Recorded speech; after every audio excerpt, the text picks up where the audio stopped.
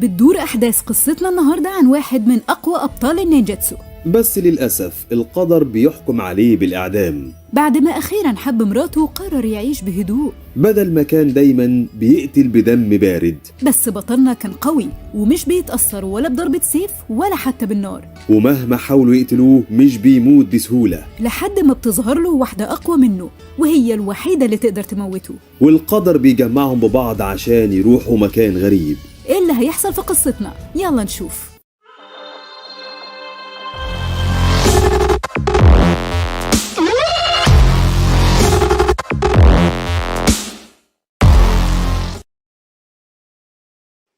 وفي مكان غريب كل اللي فيه محكوم عليهم بالإعدام بنلاقي بطلنا جابيمارو متربط في الأرض ومستني لحظة موته، ووراه شخص ماسك السيف ومستني إشارة القائد، وواحد بيتكلم وبيقول عشان نقدر نقطع راسه عايزين مهارة عالية عشان مش من السهل نقطع راسه لأنها قوية. وبيبدأ الشخص اللي كان ماسك السيف يضرب جابيمارو بكل قوته أكتر من مرة، ولما مش بيلاقي فايدة وإنه لسه منجحش بيرفع السيف أكتر وبيضربه بيه، ولكن الصدمة إن السيف اتكسر ورقبة جابيمارو ما اتجرحتش حتى، والكل بيتصدم من اللي حصل. وجابيمارو بيقول ليه ما ينفعش أموت بسهولة كده، أنا أصلا مش عايز أعيش ولا حابب الحياة، وموتت عدد كبير من الناس لحد دلوقتي. وبعدها بنروح لمكان تاني وبنلاقي محققة في الجرايم واللي اسمها ساجيري بتقول انت اسمك جابيمارو، اتولدت في كيشنوبي وخاصة قرية ايواجاكوري، ودرست مهارات قتالية كتير من اول لما اتولدت، وبسبب انك كنت بتفوز دايما في اي قتال جسمك اتحول وبقى خارق للطبيعة. وبالنسبة لشخص زيك من ايواجاكوري السيوف بالنسبة لك شيء بسيط مش هتأثر فيك. كلامك صح، محدش يقدر يموتني حتى لو كان ماهر في استخدام السيوف، وكل ده وانا حتى لسه ما استخدمتش النينجاتسو الخاصة بيا. انت تقدر تستخدم النينجاتسو؟ طب ينفع توريني كده بتستخدمها ازاي؟ وانا اوريكي ليه بقى؟ عادي، مجرد اهتمام شخصي يعني. بما انه مجرد فضول فلا مش هوريكي حاجة. بعدها بيبدأوا أهل القرية يحاولوا يقتلوا جابيمارو بأكتر من طريقة، زي إنهم في مرة ربطوه وبيحرقوه بالنار، ودي أشد عقوبة عندهم لأنها بتحرق الجاني وبتكسر عظمه، ولما حاولوا يقتلوه قبلها ويرحموه من النار برضه السيف اتكسر. وقتها ولعوا النار اللي ابتدت تحرق جسمه كله بس برضه ما تأثرش بيها، وبيرجع بعدها مع ساجيري وبيقول لها إن كل ده مش بقاوم حتى، بالعكس ده أنا عايزكم تقتلوني.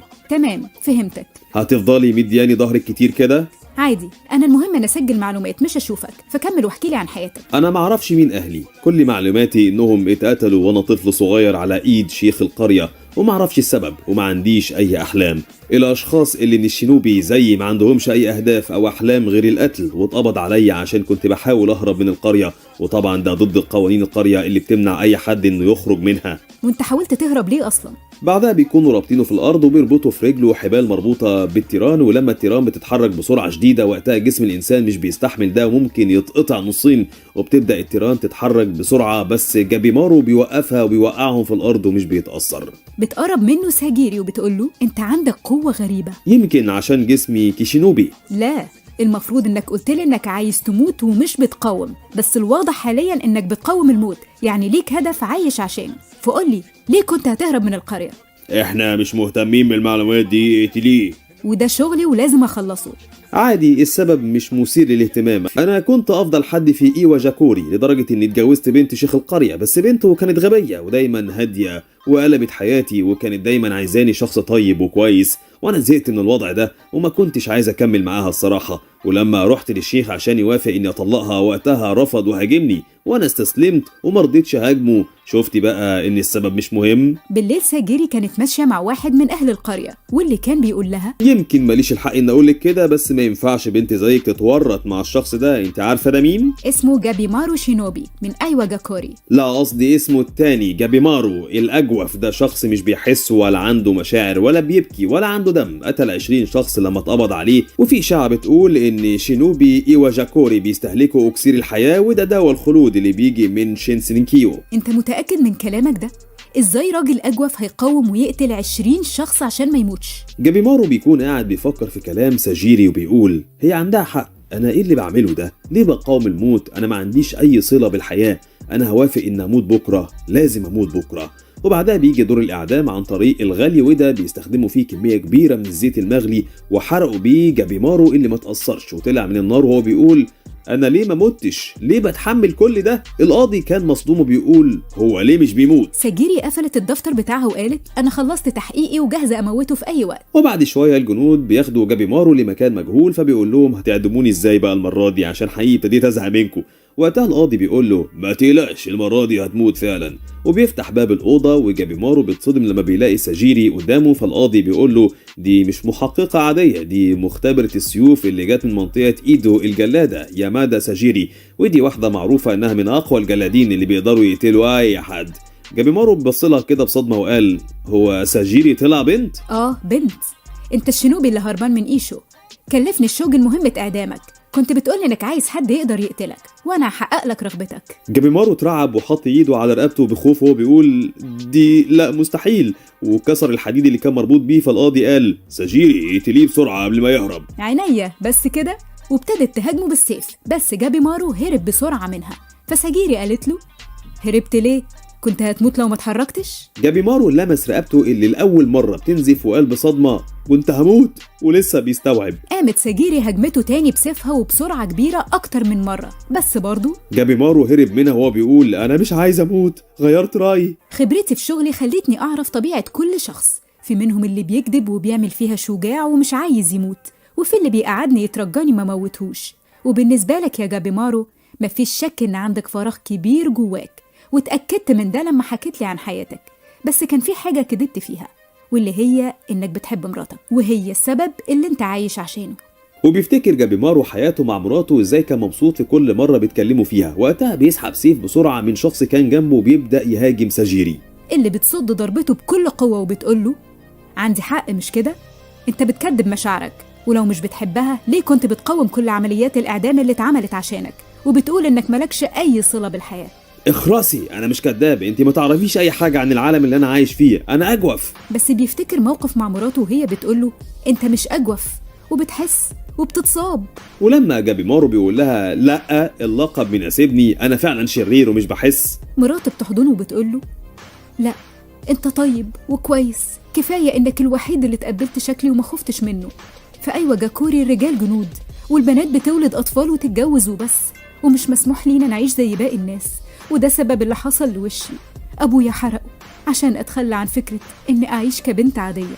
جابيمارو بيرجع من ذكرياته بيهاجم ساجيري وبيقول لها أنا جابيمارو الأجوف، أنا وحشي قاسي القلب ومهما حصل مش هتغير. وبعدها بيفتكر مراته مرة تانية واللي حصل لما قرر إنه مش هيقتل الناس تاني ويعيشوا حياة طبيعية، وراح طلب من شيخ القرية وهو مفكر إنه مش هيرفض طلبه عشان ده الأفضل لبنته، بس الشيخ رفض ده وهاجمه. وقتها جابيمارو بيتعصب لما بيفتكر وبيهاجم ساجيري أكتر. بس ساجيري بترفع ورقة وبتقول ده عفو رسمي هيشيل عنك أي عقوبة عملتها، وكمان هتكون في حماية الشوجن. وقتها ولا القاضي ولا شيخ القرية هيقدروا يجوا جنبك، بس كل ده بشرط هتيجي معايا للعالم السفلي. العالم السفلي قصدك أموت يعني؟ لا، فأرض مليانة فرح وسعادة وما فيهاش ألم، أرض شنسانكيو، ومن كتر جمالها الناس سموها أرض الأحلام والنعيم. موجودة أقصى الجنوب الغربي ورا مملكة ريوكيو، وأخيراً لقيناها، وفي إشاعات بتقول إن إكسير الحياة اللي بيمنح الخلود موجود فيها، والشوجن بعتوا أقوى الأشخاص لهناك عشان يجيبوا الإكسير، لكن كلهم ماتوا وتحولوا لورود. أنا مش مصدق الخرافات دي. ناس كتير كانت مفكراها مجرد خرافات لحد ما شافوا حاجة غريبة. وبيتضح ان قائد الشوجن واللي لقبه صاحب السعادة واسمه توكوجاوا كان بيقول ان البشر اتحولوا لازهار، بس ده شيء غامض وممكن يطلع حقيقة. فالاكيد ان اكسير الحياة هناك، فلازم نختار اشخاص اقوياء ونبعتهم لهناك. اجمعوا كل المجرمين اللي محكوم عليهم بالاعدام في كل البلاد وابعتوهم للجزيرة، واللي هيلاقي اكسير الحياة هياخد براءة. وانا جيت هنا عشان ادور على اشخاص عندهم مهارة عالية ورغبة كبيرة في الحياة، واللي سمعته ان مراتك لسه في ايوا جاكوري مستنياك، ومش بتقابل اي حد ولا بتتكلم، وبتتمنى ترجع لها. فهسألك مرة تانية، عندك رغبة في الحياة؟ وهتقدر تسافر لجزيرة غامضة ومع مجرمين محكوم عليهم بالموت وتنافسهم عشان تاخد العفو وترجع لمراتك مرة تانية؟ وانا مش موافق على الكلام ده، واحد محكوم عليه بالاعدام وفي غيره اشخاص كتيرة. ده امر من الشوجن، ما ينفعش تعترض. القاضي خلى جنوده رفعوا سلاحهم وقال لها لو اعترضتي انت هتموتي معاه، الاجوف لازم يموت. ساجيري بتجهز سيفها، وجابيمارو بيفتكر مراته بيعيط بتأثر، وبعدها بيقول لساجيري كنت عايزة تشوفي ان نجستو هوريها لك عملي دلوقتي. وفجأة بيطلع نار غريبة من ظهره وبيحرق كل الجنود. ساجيري بيعجبها اللي حصل وبتقول لا، مبهر كالعادة. جابيمارو بيقول لها وهو قاعد على الجنود وانا موافق وهدور على اكسير الحياة. المفروض نعمل ايه دلوقتي؟ دلوقتي انت هتيجي معايا لمدينة ايدو. ليه الفرهدة دي؟ ما نروح الجزيرة على طول. هيبدأ يعترض بقى بعد ما خرجناه من اكتئابه. لو مش هتروح معايا يبقى الصفقة اللي بينا اتلغت. لا خلاص، رايح هعمل كل اللي تقولي عليه انا، ولا يهمني اني هواجه جزيرة غامضة ولا مجرمين. كل اللي يهمني اني هبقى حر انا ومراتي. بتفتكر ساجيري مواقف حصلت لها مع والدها لما كان في مرة في شخص محكوم عليه بالإعدام، بس قبل ما يموت طلب منهم يحكي لهم قصة، ووافق والدها يامادا على طلبه. ولما كان الراجل بيحكي القصة يامادا كان بيجهز سيفه وقطع راسه. وبسبب سرعة يامادا الراوي ما استوعبش حتى ان راسه اتقطعت عن جسمه، وكان لسه بيكمل القصة. ضربته كانت خالية من اي مشاعر واي ألم. ومن ساعتها وانا قررت اني لازم اكون زي والدي واتعلم ضربته واقتل بسرعة شديدة، وكنت بتدرب كتير على ده. وكان الحكام دايما بيشكروا في قوتك. بس الغريب إني كنت دايما خايفة وبتخيل أشكال غريبة بعد ما بقتل أي شخص. وكان دايما دونو بيقولك إن في خوف في ضربتك وده هيخلي المحكوم يتألم وهو بيموت. وأنا كنت بقوله دايما إني هطور من نفسي وهتدرب كتير، وفعلا قتلت تاني شخص بتركيز كبير. بس وقتها دونو بيقولك إن طبيعة الأشخاص بتنعكس على السيوف. ولما بصيت على السيف اتصدمت من عيون الشخص اللي قتلته واللي كانت كلها شر. بس وقتها قررت اني لازم اتدرب كتير عشان اخلي ضربتي اسرع ومعذبش اللي هقتله عشان روحه ما تطردنيش. صباح يوم جديد بيكلم شخص من حكام الشوجن وبيرحب بالمجرمين اللي كان من ضمنهم جابيمارو، وبيعرفهم على صاحب السعادة والملك توكوجاوا، وبيقول لهم ان الفرصة دي مش هتتكرر تاني ولازم يكونوا فرحانين عشان قابلوا الملك. وقتها المجرمين بيتعصبوا ومش بيعجبهم الكلام اللي بيتقال وبيبدأوا يتريقوا على الشوجن والملك. بس ساجيري كانت بتبصلهم بتركيز وهي بتراجع معلوماتهم وبتتعرف على أول واحد واللي كان اسمه تانيو، وده حرامي وقتل 30 شخص، ونيكيمارو قاتل متسلسل، والشرطي القاتل كيدو شوكان، وكلهم مجرمين ومحكوم عليهم بالإعدام. وبيقطع كلامها جابيمارو وهو بيقول بكسل يا رب نخلص بقى عشان زهقت وعايز أشوف توكوجاوا. ساجيري قالت له لا، ما ينفعش تشوفه. وبيكلم المساعد وبيقول لهم انتوا هتسافروا لشينسينكيو عشان ترجعوا باكسير الحياة، واللي هينجح في المهمة دي هياخد عفو رسمي من كل جرايمه بسبب الشهادة دي. ساجيري بتراقب ردات الفعل والهدوء اللي حصل في المكان لحد ما بيلفت نظرها واحد من المجرمين بيضحك بسخرية وبيقول بسبب الشهادة دي انا هقدر اقتل عدد اكبر من الناس. أداتشي ماتجورو، شيطان قتل النساء والأطفال عشان المتعة بس. هو أنا ممكن أقدر أقتل شخص شرير ويستحق القتل فعلا؟ جابيمارو كان قاعد زهقان من اللي بيحصل لحد لما سمع بنت بتقوله أنت جابيمارو الأجوف، لون شعرك وشكل جسمك كشفوك. بالمناسبة أنت مشهور جدا في شغلنا، بس خيبت ظني، أنت صغير جدا وكئيب وحجمك صغير، مش زي ما بتقول الإشاعات إنك ضخم وكمان اتقبض عليك زينا. جابيمارو قال لها آسف يا ستي إني خيبت ظنك. ساجيري بتفكر في جابيمارو وبتقول إنها في الأول كانت خايفة منه ومن الكلام اللي بيتقال عليه، بس دلوقتي اتضح إنه شخص ضعيف تماما. إزاي ده شبه المجرمين دول؟ ولا هو فعلا شرير زي ما بتقول الإشاعات عنه؟ ولما بتسحب سيفها عشان تشوف حقيقته بتتفاجئ بشكله اللي كان دموي. بعدها بيكلم المساعد وبيقول أنا هوصف لكم الجزيرة اللي هتروحوا لها، دي شبه الجنة. لما لقيوا المجرمين بيعترضوا على كلام المساعد ومش مهتمين، واحد من المساعدين خلاهم يشيلوا الغطا اللي كان على وشهم، وفعلا سمعوا الكلام وشالوه. بس لقوا الجنود بيجيبوا حاجة غريبة ومتغطية، ولما الغطا اتشال اتصدموا بشخص متحنط وفيه ورد طالع من جسمه. فبيكمل المساعد كلامه بيقول ان ده الشخص الوحيد اللي رجع من الجزيرة، وزي ما انتوا شايفين مرجعش شخص طبيعي. لما رجع كان جسمه كله مليان بكتل وجروح غريبة، وبعدها ابتدت الجروح دي تتحول لورود. ولسه باقي فريقه واللي كانوا 60 شخص مختفي وما وصلوش، وما عندناش اي معلومات عن اللي حصل لهم. واحد من المجرمين بيتكلم وهو خايف وبيقول محدش قال لنا ان الجزيرة هتكون خطر بالشكل ده. فالمساعد بيرد عليه ببرود وبيقول له وايه المشكلة انها خطيرة؟ دي هتكون نعمة روحانية انك تتحول لازهار، بالعكس دي خسارة فيكم اصلا. وقتها المجرمين بيتعصبوا، مش بيعجبهم كلامه وبيقولوا له انهم مش موافقين يروحوا الجزيرة. فبيكلم واحد من المساعدين وبيقول لهم انتوا مجرمين محكوم عليكم بالاعدام، وجات لكم فرصة تسافروا للجنة وتاخدوا العفو من جرايمكم، ده كرم كبير من صاحب السعادة. فبتكلم واحدة من المجرمين وبتقول لهم انتوا متعرفوش حاجة عن الجزيرة، افرضوا مفيش هناك اكسير الحياة اصلا. وبيدعموا كلامها باقي المجرمين وبيقولوا عندها حق، يفرض روحنا على الفاضي، فبيكلم المساعد وبيقول لهم اللي مش عاجبه يقدر يمشي وينسحب. فبيقوم واحد من المجرمين وبيقول انا مش عاجبني الوضع ده وهنسحب، ولسه بيتحرك من مكانه دون قطع راسه.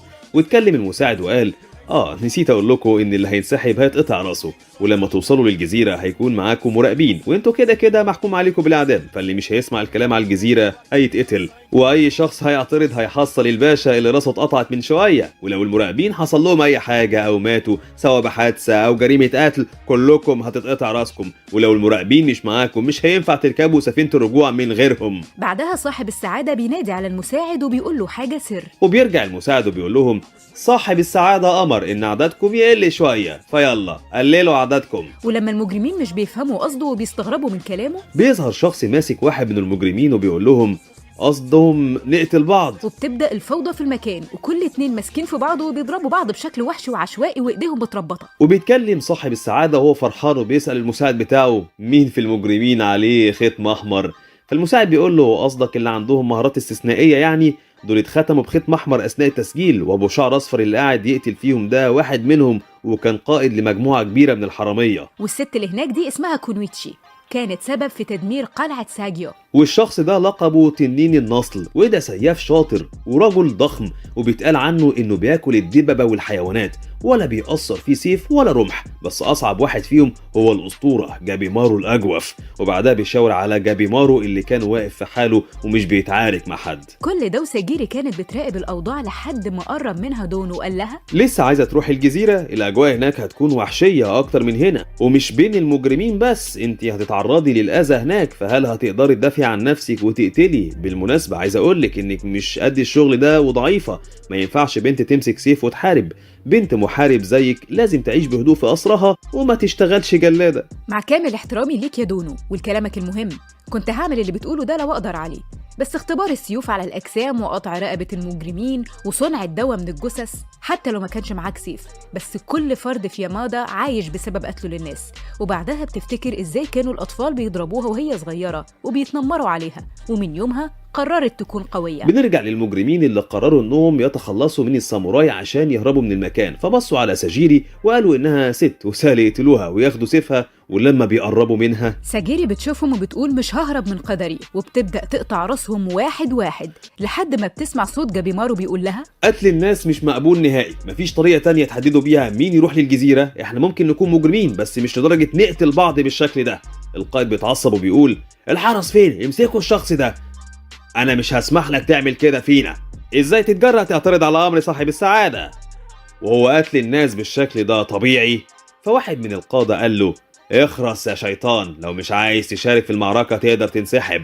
وبعدها بيقول للمجرمين اللي هيقتل الشخص ده هو اللي هيفوز. وفعلا المجرم بيمسك صخرة من على الأرض عشان يرميها على جابيمارو اللي بيقول له استنى بس، انت مقتنع باللي هتعمله ده؟ المجرم قال له مقتنع عادي طالما هيكون سبب للنجاة، وبيرمي عليه الصخرة، بس جابيمارو بيتخطاها وبيقول له خلينا نتناقش طيب، بس المجرم بيقول له مفيش نقاش، لو مش هتقتلني يبقى موت بهدوء. جابيمارو اتنهد كده بملل وقال له طيب تمام، انت اللي جبته لنفسك، اعتقد كده هقتلك، لو حاولت تقتلني هقتلك. المجرم بيتوتر وبيقول له كنت مفكر انك مش عايز تقتل حد؟ جابيمارو قال له انا فعلا مش عايز، بس اكيد مش عايز اموت برضه. وبعدها بيقرب من المجرم وهو بيقول له الموضوع وحش فعلا، وحش قوي. وفجأة بيقطع راس المجرم بسرعة شديدة وبيبدأ يتحرك في المكان وهو بيقطع راس كل اللي بيقابله أو بيقطع جسمهم بشكل عنيف. وقتها كل القادة والملك نفسه بيترعبوا منه وبيقولوا ده وحش، ده الأجوف. ساجيري بتطلع سيفها عشان تشوف شكله فيه وبتتصدم من منظره المخيف، وبعدها بتقول وهي بتبص لجابيمارو معقولة؟ طول المدة اللي فاتت اللي كنت محتاجاه بدل ما أكون خايفة من القتل إني أكون مقتنعة بسبب القتل وإن اللي قدامي يستاهل. وقتها القائد بيتكلم بسرعة وبيقول بس كله يقف، كل اللي عايشين حاليا هينضموا لنا ويروحوا للجزيرة، واللي هم ملك اللصوص إيزا تشوبي، تنين السيف تاميا المخبولة نوروجاي، والقاتل هروبو، والشنوبي الهارب جابيمارو الأجوف، وأكلة اللحوم البشر أكاجينو، والمرتد موروماكيا، وعملاق بيزن روكوروتا، والكونويتشي وكيشو. هتروحوا انتوا العشرة للجزيرة ومعاكم 10 من الجلادين، هتركبوا السفينة وهتسافروا للجزيرة الغامضة في البحر الجنوبي وهتلاقوا كسير الحياة وتحصلوا على الحرية. متقلقوش، دي جزيرة الأحلام شينسينكو. بيحكي جابيمارو عن شيخ القرية إيواجاكوري وقوته، وإنه كان مهما يتضرب بسيوف أو رماح ما كانش بيتأثر، وحتى لما جسمه اتعور جامد وأعضائه اتدمرت كان لسه عايش، وده بسبب إنه خالد، وده بسبب دواء أو شيء غامض خده من أرضه ورا البحر. بعدها بيبص لساجيري وبيقول لها أعتقد إنك مش مقتنعة بكلامي، بس أكسير الحياة موجود فعلا، بس مش واثق هو هنا ولا لأ. بعدها بيكملوا رحلتهم، وساجيري كانت مصدومة من جمال المكان، وقالت إن ممكن بسبب شكله ده يكون إكسير الحياة موجود فعلا. جابيمارو قال لها يعني مش قصدك إن شكله مرعب كالجحيم؟ مفيش أي سبب لوجود كل الأزهار والنباتات، ولحد دلوقتي ما نعرفش السبب اللي حول الراجل وخلى فيه أزهار، فخلي بالك بقى. ولما ساجيري شافته قطع الحبال قالت له ممنوع تفك الحبال. وانت مفكرة اني هكمل الرحلة وانا متربط كده؟ دي اوامر الشوجن، ما ينفعش تعصاها، وانت مجرم واي تصرف غلط هتتعاقب عليه. اهدي على نفسك بس وعديها، مش كفاية مش معانا غير علبة الاكل دي ولمدة 3 ايام، وكمان اديتينا رسمة غريبة هي اللي فيها المعلومات. ساجيري هجمته بالسيف وقربته من رقبته وقالت له بتهديد اربط ايدك تاني احسن لك، انا جلادة مش واحدة صاحبتك هتساعدك، ومش مشكلتي حتى لو ما لقيتش اكسير الحياة واتعدمت، لو ما ربطتش ايديك حالا هقطع راسك. خلاص هعمل لك اللي عايزاه، كده كده كل اللي عايزه اشوف مراتي. وهم بيكلموا ساجيري اتصدمت لما لقت جابيمارو وطار فجأة، واتضح ان واحد من المجرمين هو السبب.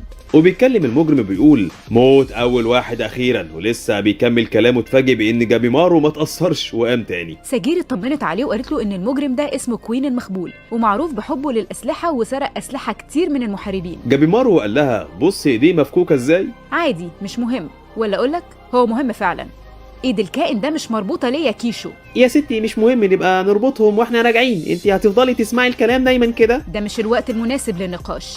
الوحش قطع كلامهم وقال لجابيمارو انه عايز يقتله، وبدأت خناقة كبيرة جدا بينهم، بس ساجيري اربط ايديك وانت بتتخانق. وفعلا جابيمارو سمع كلامها وابتدى يصد ضربات الكوين، والاتنين بيضربوا بعض بقوة شديدة، بس كالعادة جابيمارو اللي كان كسبان وبيصد اي هجوم، لحد لما الوحش قام وعيونه اتغيرت وقال له دي البداية بس يا اجوف. بعدها بنلاقي الوحش مقتول في الارض وجسمه كله مضروب بالسيوف، وجابيمارو بص لساجيري اللي كانت مصدومة وقال لها ايدي لسه مربوطة. كيشو بيسحب سيفه وبيقطع راس الوحش وبياخدها وبيقول لهم انا ماشي بقى. جابيمارو قال له ايه ده مش هتتخانق معايا ولا ايه؟ كيشو قال له لا ماليش في الحوارات دي، لو المجرم مات بناخد راسه ونرجع بيها.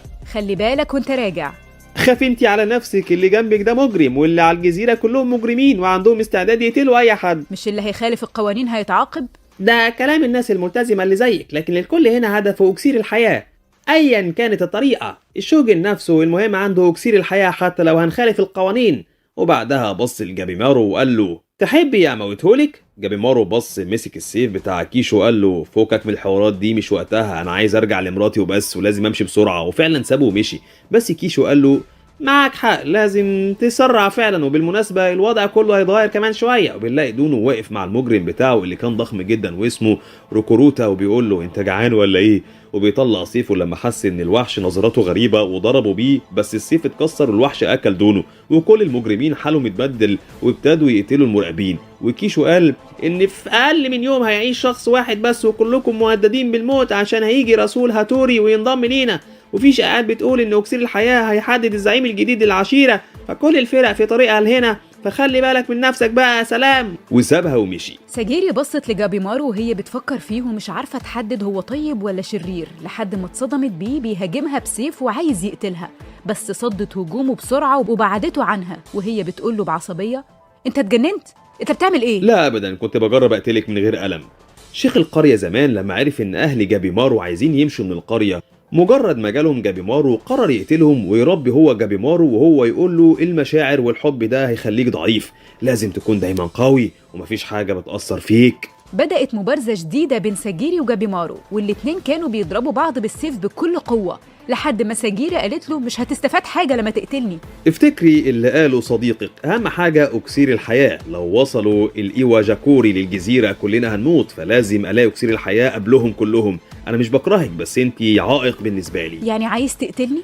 احيانا ما بيكونش عندي خيار تاني للاسف، لازم تموتي. وبيتحرك ناحيتها وبيبدا يهاجمها تاني، والاتنين كانوا بيهاجموا بعض بكل قوه، بس كل واحد فيهم كان متردد انه يقتل التاني. ساجيري كانت بتفتكر خوفها من القتل ومش حابه تقتله. وجابيمارو كان بيفتكر زوجته وهي بتقول له ما تستخدمش القتل الا لو كنت مضطر لده، وبعدها بيفتكر كلامه مع شخص مجهول وهو بيقول له ده مش هدفنا. بس جابيمارو كان بيتكلم على شخص مجهول وبيقول ده عايز يقتل مراتي والباقيين من اهلي. وبعدها بيكون بيتخانق مع راجل عجوز، والعجوز بيضربه بالسيف، بس جابيمارو مش بيتاثر وبيقتل الراجل. بعدها بيرجع لخناقته مع ساجيري وهو مقرر يقتلها. بس ساجيري كانت ماسكه سيفها وبتدافع عن نفسها وهي مقرره تقتله بسبب تصرفاته. وجابيمارو كان بيفكر يتراجع، بس بعدها عرف انها مش هتسامحه وهتقتله، وافتكر كلام الشيخ وهو بيقول له لازم تكون قوي عشان تحمي نفسك. بيفضل يهاجم ساجيري لحد ما بيكسر لها سيفها، وهو بيقول لها بكل برود موتي بهدوء وخلصينا.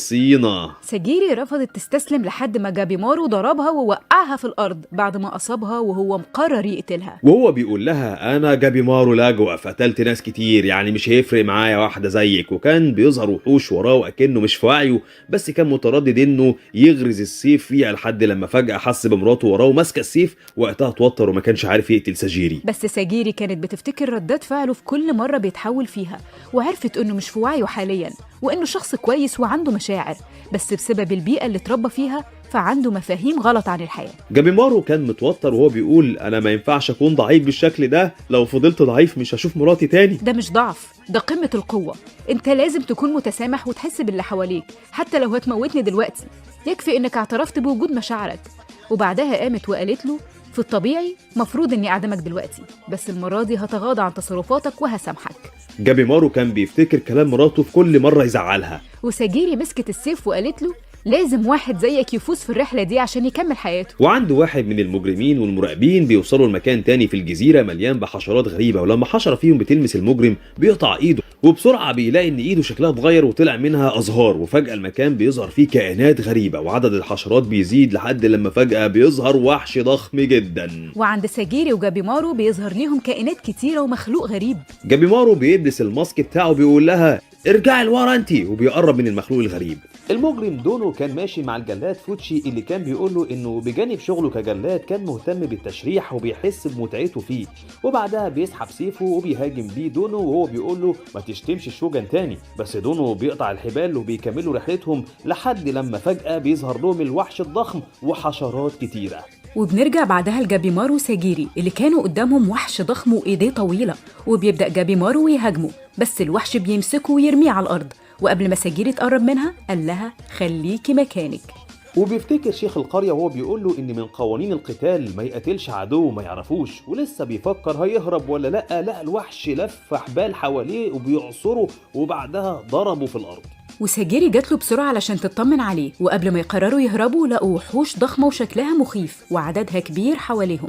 بس جابيمارو قرر يبطل تفكير ويبدأ يهاجم على طول، وبينط على أول وحش وباستخدام اللهب بيحرقه بعد ما قطع رقبته، وبينزل على وحش يموته بسرعة شديدة واحترافية.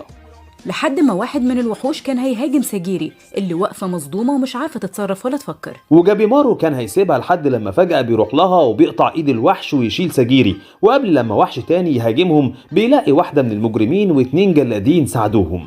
والبنت بتقوله انها اسمها يوزورو ومن النينجا زيه، ومعاها واحد من الجلادين اسمه جينجي، وده كان جلاد المجرم مايكا اللي مات بسبب يوزورو، فقرر ان البنت دي ما ينفعهاش جلاد واحد، والتاني اسمه سانتا وهو الجلاد بتاعها.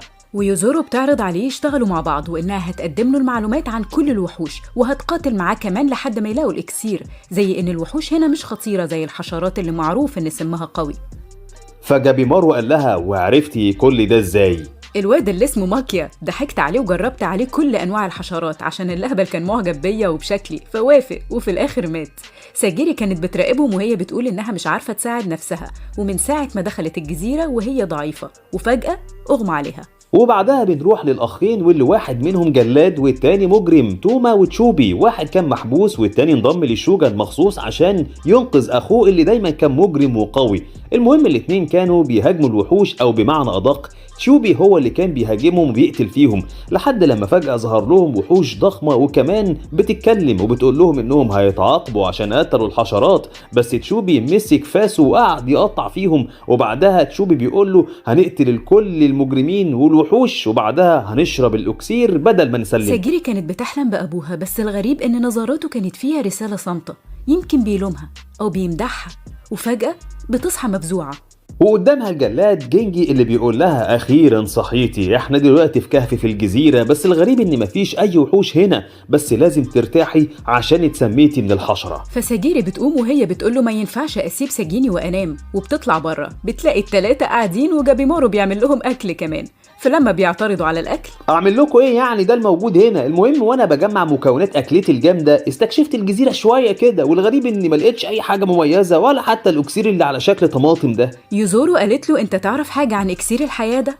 بيفتكر شكل وحش ماسك سيف ومرعب كده، بس بيقول لها لا معرفش، اول مرة اسمع عنه وكنت بدور بناء على المعلومات اللي معانا، واللي اكتشفته كان على النباتات. هي انواعها كتير بس معظمهم نباتات عادية، بس كان في نباتات غريبة كده زي نباتات على شكل الساموراي اللي ماتوا. ولما الكل بيتصدم من كلامه بيكمل وبيقول لهم الساموراي اللي جم هنا راحوا فين؟ لو كانوا عايشين ما كنتش هلاقيهم على شكل أزهار. فسانتا بيقول لهم مش لازم نعتمد على الصورة الهبلة دي، مجرد صورة توضيحية، بس في جمل زي توكيجيكو نو كاناجومي والنعيم اللي قالوا عليهم الشوجن دول بيوضحوا ثقافتين مختلفتين تماما، زي التماثيل الصخرية المنتشرة اللي بيرجعوا للثقافة البوذية والطوية. بس لازم نركز على أجسام التماثيل الغريبة دي ومين صنعها أصلاً. أنا مش عارفة أصلاً إذا كان في ناس عايشة على الجزيرة دي ولا لأ. الوحوش والحشرات خطيرة جداً على البشر. أنا لما قطعت واحدة منهم حسيت إن ليها لحم وعظم، بس ما كنتش عارفة أحدد أصلاً جنسها إيه. شكل جسمها غريب وضخم وفيها مواصفات بشرية. أنا مش عارفة أشرح لكم حاجة بجد. سانتا بيقول لها هشرح مكانك أنا. الهدوم اللي بتلبسها الوحوش غريبة برضه، وكلهم واخدين شكل معين زي ما يكون واحد مصدوم وشكل إنسان غبي أصلا، فمش واقعي خالص إن الكائنات دي حقيقية. جابيمارو بيقول لهم إن طالما ما عندهمش أعضاء تناسلية توحي جنسهم إيه، فدول كائنات خالدة، ودليل قوي جدا إننا قربنا نلاقي الأكسير. بعد شوية ساجيري كانت واقفة لوحدها وهي بتراقب الغروب وبتقول إن كده كملوا نص يوم. بس بعدها بيدخل جينجي بيقول لها خدي سفينة وارجعي مكان ما جيتي، انا هتحمل مسؤوليتك وراقب جابيمارو، انت ابنة عشيرة اليامادا والمعلم الاول لينا، وكبنت اخرك تتجوزي الرئيس التاني للعشيرة، فبحالتك وضعفك هتموتي هنا، فارجعي بيتك احسن. بس ده شغلي ومن واجبي كمحاربة اخلص شغلي كله.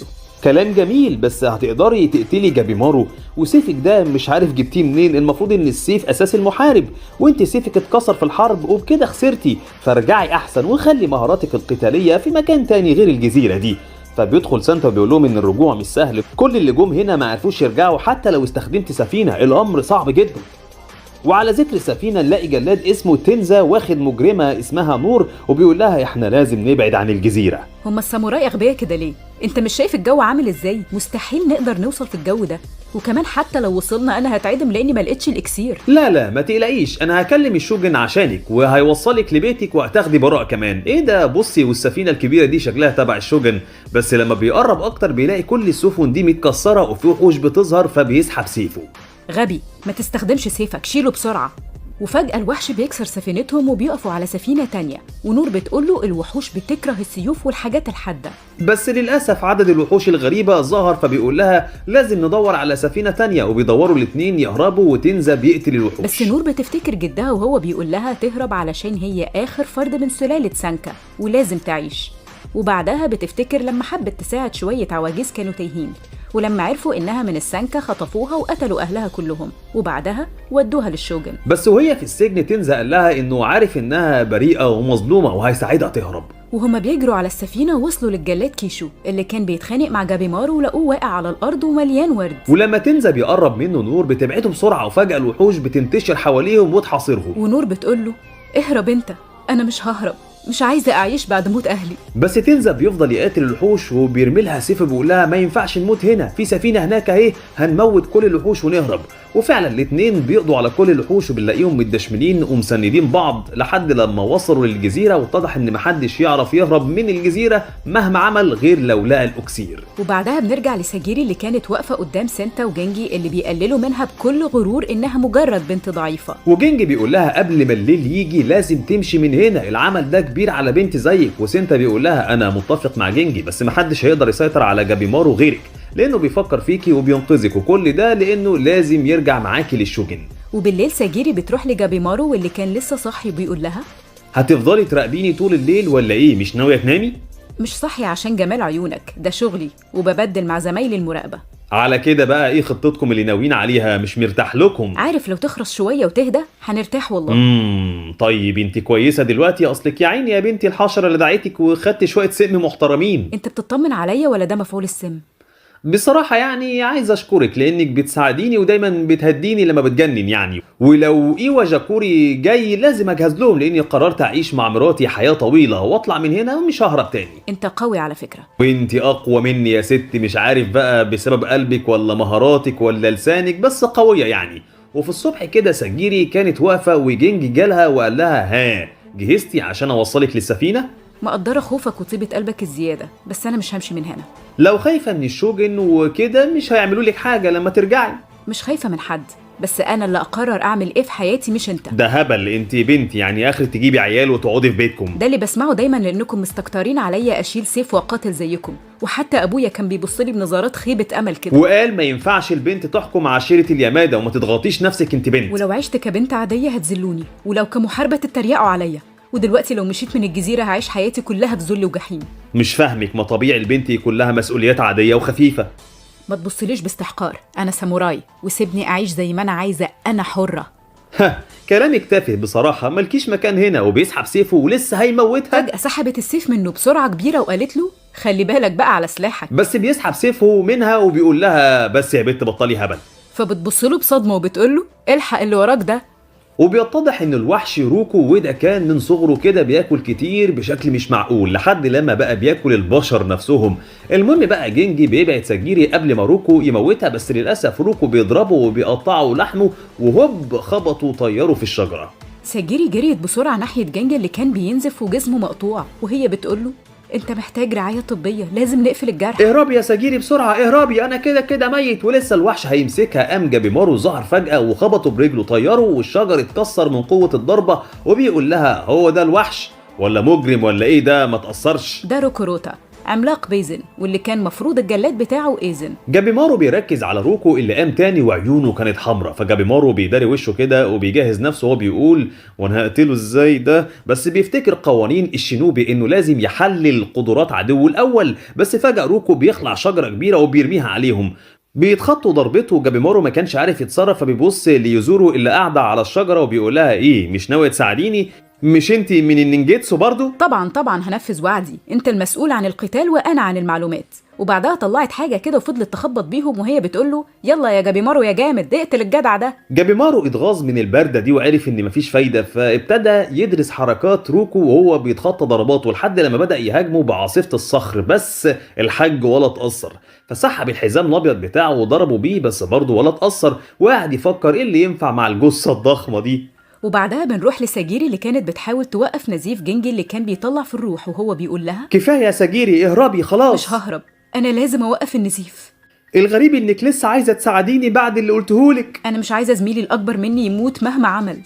خد السيف ده وقتلي كساموراي، انا مش هقولك اهربي بس اقتلي الوحش ده اللي اكيد قتل صاحبنا. وبنرجع لجابيمارو اللي كان بيحاول يدرس نقاط ضعف روكو عشان يهجم عليه، وهو بيقول انه محتاج شريك يساعده مش هيقدر عليه لوحده، لحد ما بيلاقي ساجيري قطعت صباع روكو وهي بتقول له مهما كان الوحش ضخم له نقاط ضعف وجسمه فيه فجوات نقدر نقتله منها. كويس انك جيتي، كنت بدور على حد يساعدني والاتنين بيقرروا يساعدوا بعض. وبيبداوا يهاجموا الوحش وجابيمارو يصد ضرباته، وساجيري مسكت سيفها ولسه هتقطع رجله وهي بتفتكر صحابها اللي موتهم اتراجعت في اخر لحظه لما روكو اتحرك.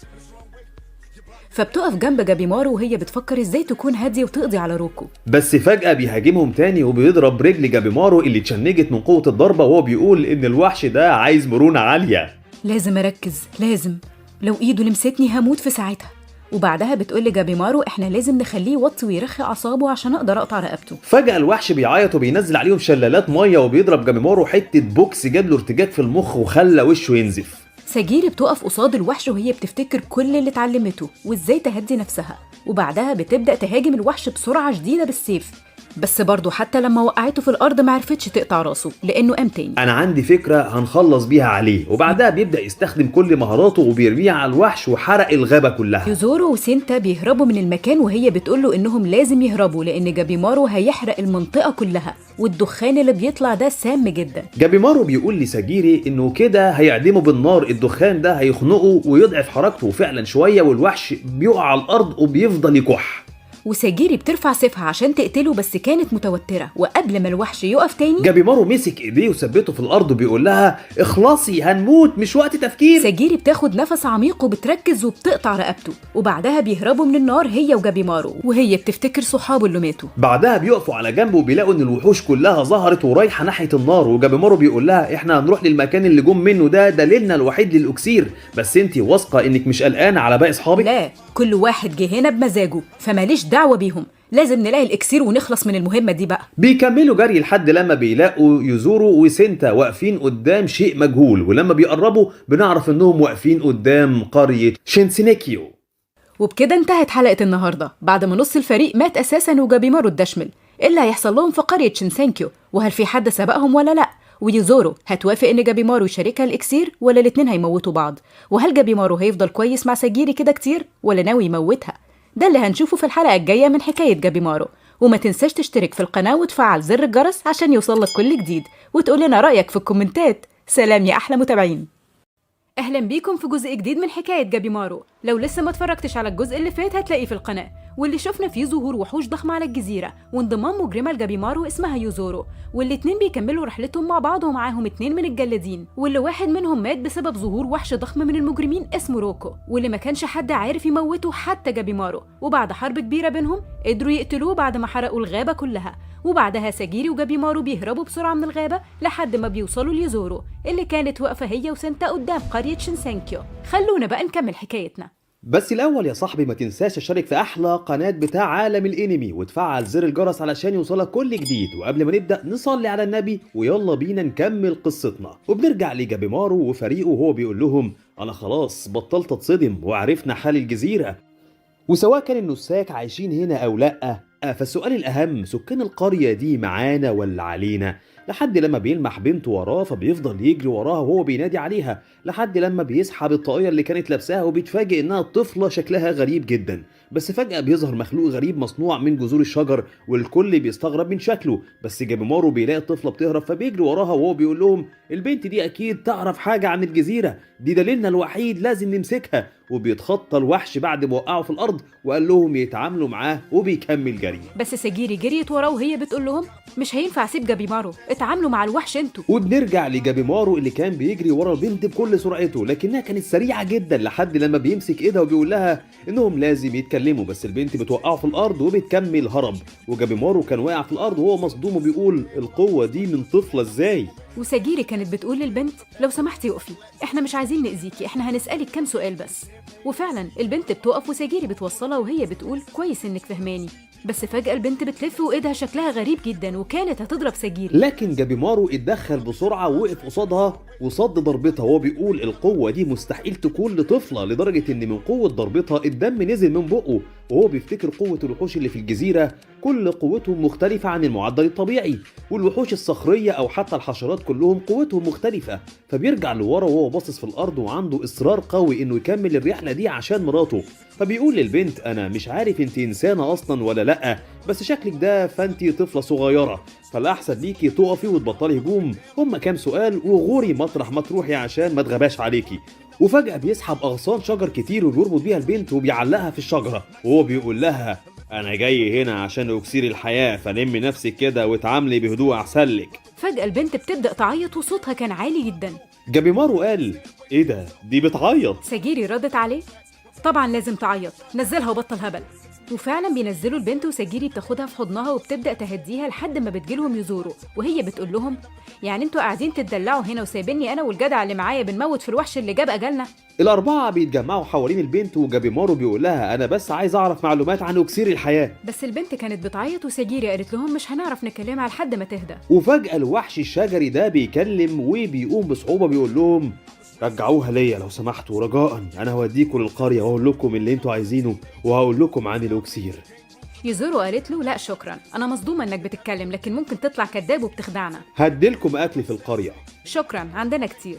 في حمام هناك. وبعدها بنلاقي الأربعة ماشيين وراه ويزورو فرحانة إن في حمام هناك ولا أكنه حمام ذهبي، وساجيري بتقول لجابيمارو المفروض ما نثقش في حد ما نعرفش عنه حاجة. مش مهم حتى لو عفريت، المهم إنه هيوصلنا للأكسير، ولو يعني لعب بديله هموته بكل سهولة. لحد ما الكائن الشجري بيقول لهم وصلنا، وبنلاقي قرية غريبة ومهجورة والضباب مليها، فبيتكلم وبيقول لهم ما كانتش كده من 1000 سنة، تعالوا هوريكوا بيتي. وفعلا بيدخلوا معاه والبيت كان جميل جدا وشكله قديم وبيقدم لهم أكل كتير، وبيقول لهم من القرية دي اسمها كوتاكو جزء من شينسينكيو. بس أنا أول مرة أعرف المعلومات دي، كل الحاجات اللي شفناها دي مختلفة تماماً عن المعلومات اللي عندنا. معرفش المعلومات اللي بتقولي عليها لاني ما غادرتش القرية قبل كده. فجابيمارو قال له طيب في اكسير حياة اصلا؟ فالوحش قال له ايوه موجود بس ما اسموش اكسير الحياة، اسمه تان وعلى شكل فخار كده او فازة. يزورو قالت له يعني مش على شكل طماطم؟ جابيمارو اتجاهلها وسأل الوحش عن المكان بالظبط، فالوحش قال له الجزيرة متقسمة ل3 مناطق، الشاطئ والغابة ايشو والقرية حاليا من منطقة هوجو، وتان موجود في هوراي في وسط الجزيرة. وقتها الكل بيتعصب وبيتصدم من المعلومات دي، وانهم طول الفترة اللي فاتت كانوا بيدوروا في الغابة اللي ملهاش اي علاقة بتواجد الاكسير ولا حتى شكله. جابيمارو كل اللي بيفكر فيه ان اكسير الحياة موجود وهيقدر يرجع لمراته، فبيسأله شاف الاكسير قبل كده ولا لا، وعندك دليل على كلامك؟ فالوحش قال له كده كده هتقابل كل الأدلة بعينك وهتعرف إني مش بكدب عليك. على سبيل المثال هتقابل التنسين، ودي كائنات على شكل البشر ولا بيموتوا ولا بيكبروا في السن. وبنلاقي الأخين واقفين قدام كائن غريب نص جسمه مقطوع والمفروض يموت، لكن الغريب لما جسمه بيتكون تاني بشكل مرعب. تشيوبي مسك السيف الضخم بتاعه وحاول يهاجمه، لكن كائن التنسين يا دوبك حط ايده على السيف اتكسر تماما.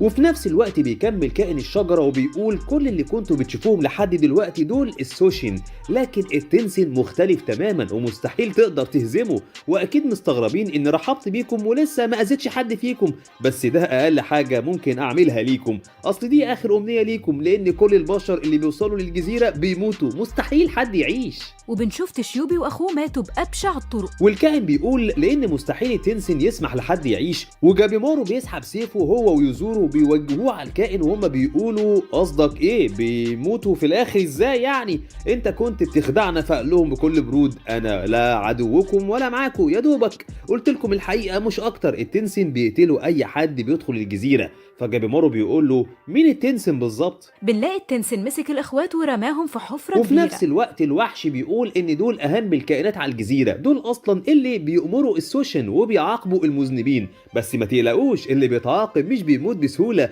هو بيتولد من جديد كزهره جميله. وبنلاقي اخو تشيوبي اللي من الجلادين واقع وجسمه كله مجروح، وكان في مكان كله جثث لاشخاص ميته وجسمها كله زهور، وفجاه بيلاقي اخوه تشيوبي في اغصان شجره ابتدت تتلف حواليه وهو ميت، فابتدى يشيل الاغصان بكل جنون لحد ما اخوه بيفتح عينه فجاه. وبيكمل وبيقول ان الحياه بتاعت الاشخاص اللي اتحولت لزهور بتبقى مصدر للتان.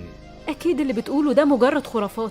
فقطع دراعه اللي بينمو تاني وقال لها لا الاكسير موجود وانا عندي احدى نعمه. فجابيمارو قال له انت قلت انك عايش بقالك 1000 سنه، ووجه السيف على الطفله وقال له والبنت دي برضه زيك؟ ساجيري وقفت قصاده وهي بتقول له ما ينفعش توجه السيف على الناس بالشكل ده.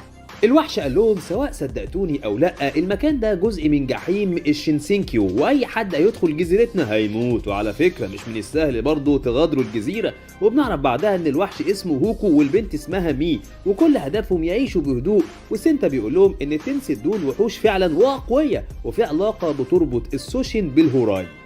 بنروح بعدها للجلاد تنزا اللي كان بيفتكر حياته قبل ما ينضم للشوجن، كان مجرد شخص ضعيف وشحات، والناس دايما بتنتقده لحد لما قرر يبطل ضعفه وتحول لمجرم وابتدى يسرق ويضرب اي حد يضايقه لحد لما بيظهر له واحد من الشوجن بيوجه سيفه ناحيته. وبعدها بيفوق من ذكرياته على صوت نور وهي بتقول له هنفضل ماشيين على الشط كده كتير؟ ما كفايه صداع بقى، صدعتيني. دي احسن حاجه لواحد غبي زي يعملها، مش احسن ما ندخل للغابه ونموت بسبب الوحوش؟ عادي يعني، ممكن نقتل الوحوش. مش عارف جايبه الثقه دي منين وانت شبر ونص كده، لحد ما فجاه بيظهر شخص من التنسن والاتنين مصدومين منه، نزل ازاي ده اصلا وهم على البحر؟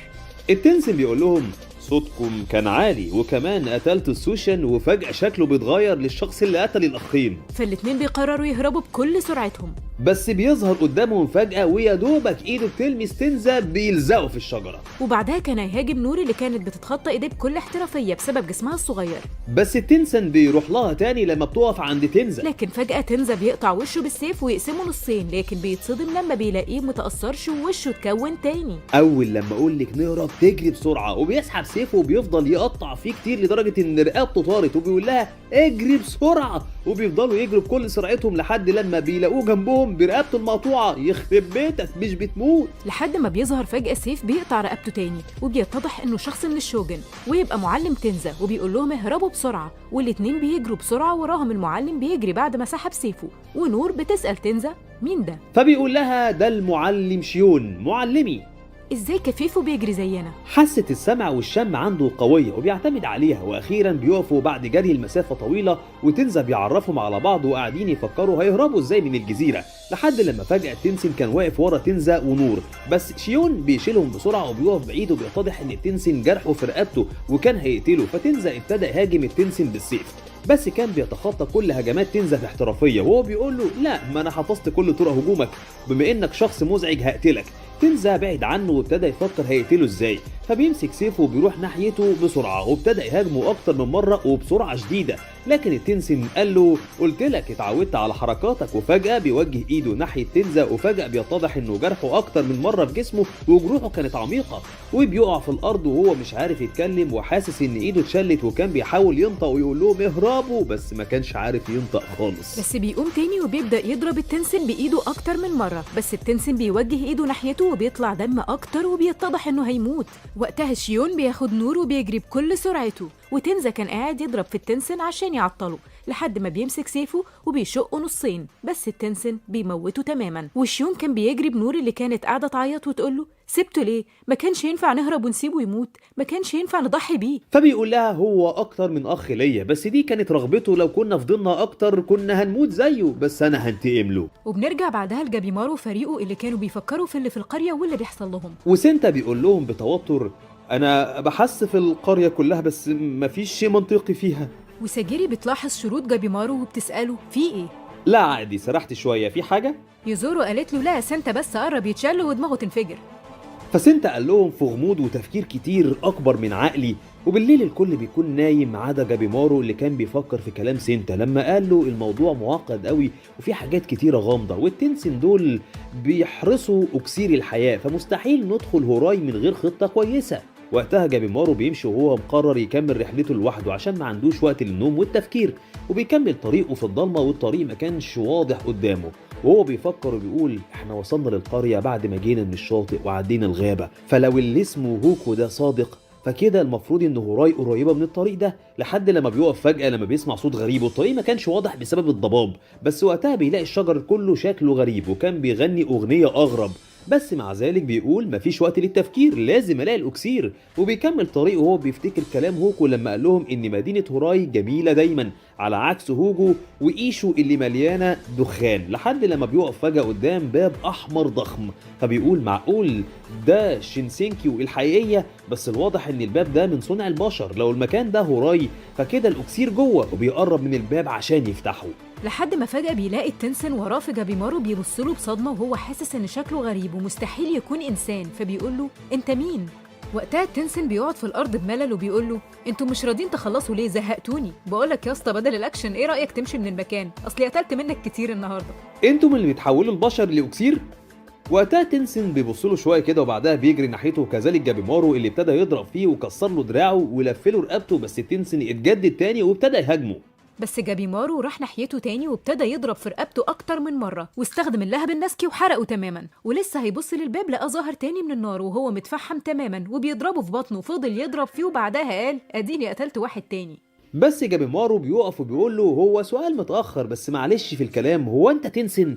فالتنسن قال له هو انت انسان؟ وبتبدأ معجنة بينهم والاتنين بيضربوا بعض جامد. بس طبعا قوة جابيمارو معروفة لدرجة لما التنسن ضربه بدراعه دراعه اتحرق، فقال له باستغراب هو انت قوي بزيادة كده ليه؟ بس جابيمارو بيروح ناحيته وبيبدأ يضربه تاني وهو بيفكر وبيقول ان الضرب بالعصا او التقطيع مش هينفع معاه. والتنسن قاعد يضرب فيه بس جابيمارو بيتخطى ضرباته بشكل احترافي لحد لما بيمسكه برجله وهوب بيضربه في بطنه لدرجة ان التنسن نزف، وجابيمارو ما كانش عارف ايه اللي نجح بالظبط في ضربته. لحد ما التنسن بيتكلم بصوت بنت وبتقول له يمكن انت ما تعرفش لكنك على الاغلب، ولا اقول لك مش مهم. وبتبدأ تحرك ايديها بشكل غريب وبعدها ايديها بيبقى لونها ذهبي وبتوجهها ناحية جابيمارو وهي بتقول له موت بقى. وفجأة الضربة بتترد في جابيمارو اللي بيقع في الأرض وهو حاسس إن جسمه تعب وزي ما يكون بينفجر. والتنسن كان بيحرك إيده في الهواء وجابيمارو كان بتحوط برياح غريبة ومش عارف إيه اللي بيحصل له. ولما كان خلاص هيستسلم بيفتكر مراته اللي مستنياه فبيروح للتنسن وبيبدأ يضربها بكل قوته وبيجرحها جامد، وابتدى يضربها بسرعة غريبة جدا لدرجة إنها ما كانتش لاحقة تتجدد وهرسها في الأرض. وبعدها قال فين الأكسير؟ وفجأة التنسن بتضحك بسخرية وبتطلع وردة غريبة من جسمها وكل جسمها بيتحوط بورد كتير جدا لدرجة إنها كانت ضخمة جدا من الورد بس. وفجأة بتطلع طاقة غريبة وبتكسر المكان وبتدهس جابيمارو في الأرض. اللي بيقوم تاني بعد ما رفع الصخور اللي كانت واقعة عليه، ولما بيروح ناحيتها عشان يضربها بيتفاجئ لما طلعت له طاقة شبه الصاعق لزقته في الأرض ودشملته وابتدت تضرب فيه جامد لدرجة إنه معرفش يهاجم ولا يدافع عن نفسه حتى. لحد ما بيفتح فجأة عيونه على صوت مراته وهي بتقوله انت كويس؟ كنت قاعد تتوجع وانت نايم، كنت بتحلم ولا ايه؟ جابيمارو بص حواليه باستغراب وقال كل ده كان حلم؟ شكله كان كابوس عشان ضغطت على نفسك كتير. وقامت تعمل له شاي عشان يهدي اعصابه. جابيمارو كان بيبص لها وهو مبسوط ومش مصدق نفسه وقاعد يبتسم زي لهبل وهو بيقول لها حتى لو اللي بيحصل دلوقتي حلم فانا مبسوط ان انا بتكلم معاكي. انا مش فاهمه انت بتتكلم عن ايه. سامحيني شكلي مش هقدر ارجع لك البيت تاني. وبنلاقي بعض التنسن مكتفه بحبل كله زهور وابتدى يعصر فيه وفجأة المكان بيتملي دم. وجابيمارو بيفتكر قانون الشينوبي رقم 20 انه لو كان خلاص هيموت لازم يسترجع كل قوته عشان يرجع للحياة تاني للناس اللي بيحبوه، ولو فشل يحاول يدمر العدو قبل ما يموت. وفجأة بيطلع اللهب النسكي بشكل ضخم جدا وبيحرق معاه التنسن بس بيقع بعدها في الارض وهو متدشمل تماما. وبتظهر الطفلة مي وهي بتقف قصاد التنسن وبتتحوط هي وجابيمارو بكرة سحرية وبيختفوا. وقتها الزهور بتاعت التنسن بتتحرق وبتظهر بشكلها تاني وهي بتقول ايه اللي عملتيه ده يا مي؟ وبنرجع بعدها لسجيري اللي كانت متعصبة بسبب جابيمارو. وسنتا بيقول لها انا ما كانش قصدي والله، انا كنت نايم صحيت لقيته اختفى ولما حاولت ادور عليه ما شفتش حاجة بسبب الدخان ده. فهوكو بيقول مستحيل شخص عادي يعدي كل الدخان ده. لو جابيمارو راح لهوراي لازم ندور عليه بسرعة. لو كنتوا رايحين لهوراي هاجي معاكم عشان مي اختفت والواضح انها مشيت ورا جابيمارو فلازم ادور عليها. وبعدها الأربعة بيمشوا في الغابة عشان يدوروا على جابيمارو وبيسألوا هوكو عن التنسن. دول عددهم 7 نساك يعني قاتلين. وبعدها بنروح للتنسن اللي كان متواجد منهم 5 وكل واحد بيكلم عن نفسه بتفاخر كده وغرور لحد لما بينضم واحد ليهم وبيقول لهم بطلوا رغي وكل واحد يقول معلوماته. والكل بيتكلم وبيقول ان في مجموعة من البشر وصلت خلال كام يوم وقوتهم مختلفة واكتر قوة عن المعتاد وقتلوا كتير من السوشن. فواحد كده منهم بيتكلم وبيقول لواحد اسمه جين ده خطأك على فكرة عشان ما حرستش المكان كويس وخليت البشر اللي كانوا على الشاطئ يهربوا، وكمان واحد كان هيدخل من البوابة ومعرفتش تموته وبيضربه. وبيتضح ان جو جين ده الشخص اللي نازل في الكل تلطيش ومبهدلهم. فواحد بيقول له وديك تعبت عشان كنت بتستخدم التاو بشكل كبير وكمان حتة بشري خلاك تستخدم تحويل الكيشكاي الخاص بيك. واحد بيقول له خلاص يا جو سيبهولي وانا هروقه. المهم عملت ايه في العائلين اللي قابلتهم؟ فقال له خليتهم على وشك الموت ورميتهم في الحفرة، زمانهم يتحولوا لأزهار دلوقتي. فصاحبه قال له ما تستهونش بيهم، دول قدروا يقتلوا مونشن يعني مش اشخاص عادية، وده نفس الشخص اللي هاجمه جين امبارح، ولو قدر يطلع من الحفرة فده كده شخص مش عادي. وفي نفس الوقت بنلاقي تشيوبي طلع من الحفرة وهو شكله غريب. وبنرجع لسجيري وهي بتقول له 7 مخلوقات خالدة. هوكو قال لها هو في الأصل المفروض كانوا واحد بس اتغيروا وبقيوا فوجين وأشكو وفوكو وراتنا ونيوي ومونجو وجين. السبع يعتبروا بنفس الشكل بس شخصياتهم ودورهم مختلف.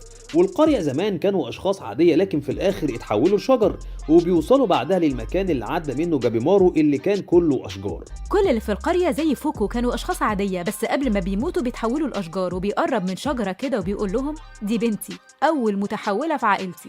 وبعدها بنروح لجابيمارو اللي كان واقع في الارض وجنبه مي، واخيرا بيصحى وبيقول معقوله الطفله دي انقذتني؟ دول مش بشر ولا نساك، دول وحوش حقيقيه بس لازم اهزمها عشان الاكسير. بنرجع لجابيمارو اللي كان واقف قدام المجرم تايما والجلاد فويتشي، وتايما بيكلم وبيقول له انا كنت مفكره زومبي، طلع الجدع بتاع الشينوبي. ايه بقى اللي في وشك ده؟ قطر دخل فيك، ما اظنش هتعرف تعمل حاجه دلوقتي لو قتلتك. جابيمارو كان بيتخيل نفسه وهو بيقتل الجدع اللي قدامه ده، بس بعدها فكر وعرف ان مفيش فايده من القتال وهو متدشمل ومش حمل قلم. ولما تايما بيستفزه اكتر جابيمارو بيقول له اسلحتك في جزءك الشمال ومع ذلك ايدك مقطوعه ومش عارف تحمي سلاحك، فما تلعبش مع الشينوبي عشان ما عوركش. فويتشي بيوقف حرب النظرات وهو بيقول لهم 5 هدوء يا جدعان، احنا مش هنستفاد حاجه لما نقتل بعضينا، وانا كل هدفي من الجزيره دي اجمع معلومات عن الوحوش اللي فيها. وبيقول لجابيمارو مين العيله اللي وراك دي؟ وبيسحب سيفه الغريب وهو بيقول له قول المعلومات من غير قتال وفرهده عشان انت مش ناقص ووشك متخرشم. جابيمارو فضل يفكر شويه انه يغير طريقه تفكيره ويبطل قتال ويتهد، فبيقعد على الارض باستسلام وبيقول لهم ايه رايكم نشتغل مع بعض؟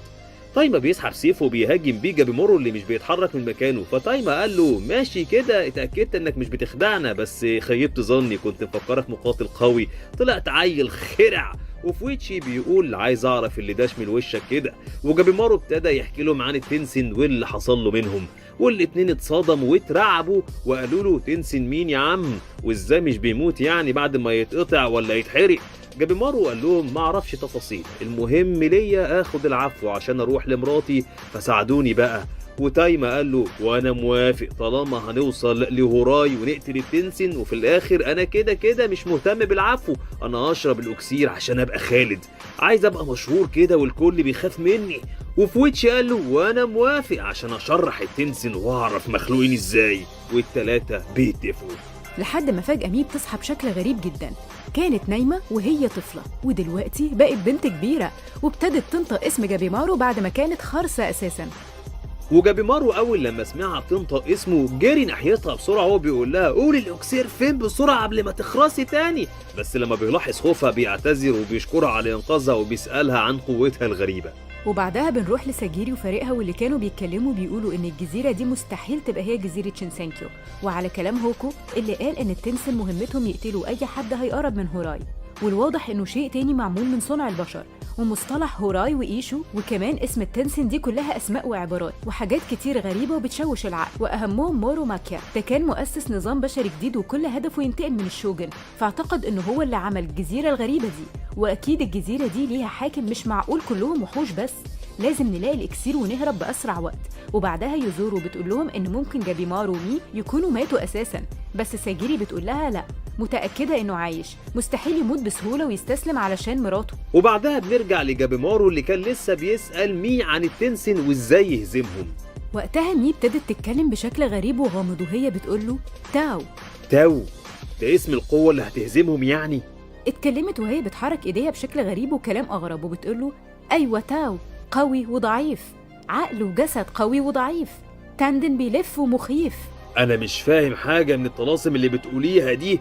فتايما قال له يمكن تاندن ده حاجة في الفنون القتالية. فويتشي قال له أيوة ده المكان اللي تحت البطن كده، لقبه الزوال في الطب الصيني. طيب إيه التاو ده بقى؟ مش عارف يا صاحبي بصراحة، بس هوكو هو اللي بيكمل وبيقول التاو دي قوة بتطلع من كل حاجة. التنسن هما اللي بيتحكموا فيها؟ التاو ده كل حاجة قوية في الكون. كلام مهم بس مش فاهمة حاجة، مفيش معلم فاهم يشرح لنا يا جماعة. وعلى ذكر المعلم يا صاحبي بنروح لمعلم تنزا اللي كان واقف لوحده لحد ما نور سحبت سيفها وجريت ناحيته علشان تهاجمه، بس فجأة بحركة سريعة بيحرك سيفه وبيوقع سيفها وبيمسكها من راسها وبيقول لها اعملي اللي تعمليه، مش هعلمك تستخدمي السيف ازاي برضو. علمني، مش وعدنا بعض اننا ننتقم لتنزا؟ مش هينفع، كفاية موت تنزا اللي كسرني، انا بس اللي هقاتل واخد حقه. أرجوك علمني، أنا مش هقدر أشوف حد تاني بيموت قدامي، خليك معلمي. اكيد مش هتتعلمي في يوم وليله، الموضوع صعب وكل حاجه في العالم ده صعبه وفي موجات غريبه حوالينا. وابتدى بعدها يعلمها استخدام السيف لحد لما بتظهر وحوش ضخمه وراه، بس بيتحرك بسرعه وبيقطع رقبه وايد الوحش، وابتدى يركز في الاصوات عشان يقضي عليهم، وابتدى يقتل كذا وحش وهو بيدي نور تعليمات عشان تقاتل معاه. وبالفعل بتمسك سيفها وبتبدا تقتل هي كمان.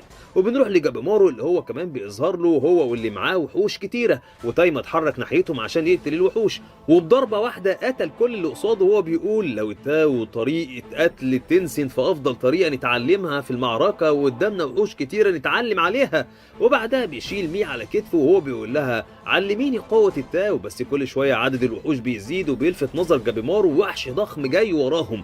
وبعدها بنلاقي تشوبي وتوما بيطلعوا من الحفره بصعوبه وهم متدشملين ومقررين يقتلوا التنسين. وتشوبي بيقول ان نقطه ضعفهم من بعد منطقه البطن، يعني الجزء السفلي ده نقطه ضعفهم من الاخر. وتشوبي كان لسه هياكل ايد وحش، لكن لقيوا شخص غريب وراهم بيقول لهم حاجه غريبه انكم لسه عايشين.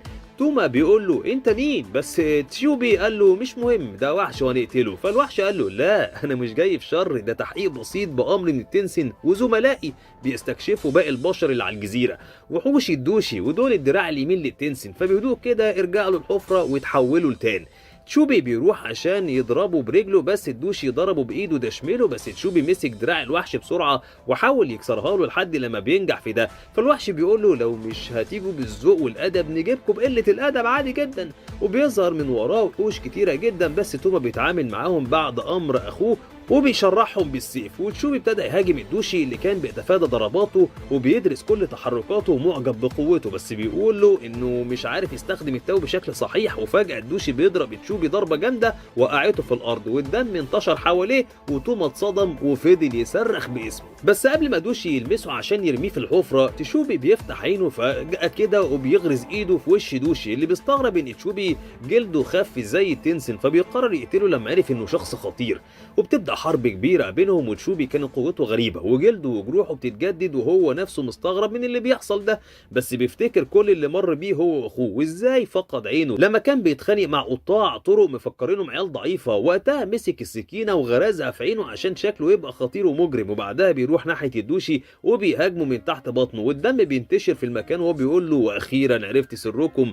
ولما الدوشي بيبعد عنه بيقول ان التاو بتاع تشوبي ابتدى يزيد بشكل مرعب، وفعلا تشوبي عيونه ابتدت تتغير الاسود، وابتدى هو كمان يشوف طاقه التاو الخاصه بدوشي. وقتها الدوشي بينادي على وحوش السوشين، بس توما بيقول له للاسف موتهم كلهم، ساعد نفسك عسليه. وقتها تشوبي بيركز في حركات الدوشي لما كان هيطلع التاو، فبيضرب ايده وبيركز زيه وبيطلع قوه التاو وبيضربه بيها وبيجرحه جامد. بس توما كان خايف وملاحظ ان اخوه ابتدى يتحول لوحش خطير وظاهر عليه علامات غريبه. وبعدها بنروح لمي اللي كانت قاعدة على كتف تايمة وهو بيقتل الوحوش ومعجبة جدا بقوته. ولما قال لها أنا لازم أتعلم التاو بسرعة، هزت راسها وقالت له لا، التاو قوي، ضعيف لكن قوي، قوي، لا لا.